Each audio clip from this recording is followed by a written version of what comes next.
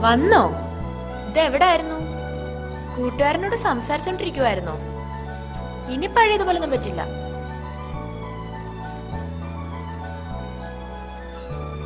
ഇവിടെ എല്ലാരും തിരക്കുന്നുണ്ടായിരുന്നു. എന്റെ ഫ്രണ്ട്സാ, വിഷസ് അയച്ചേക്കുവാ. ഞാനൊന്ന് റിപ്ലൈ കൊടുത്തോട്ടെ പ്ലീസ്, ഒന്നും തോന്നല്ലേ.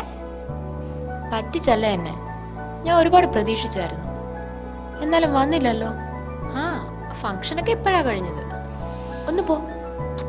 ആ സാരമില്ല, നീ പറഞ്ഞോ. ആ ഇവിടെ ഉണ്ട്, പാവാ.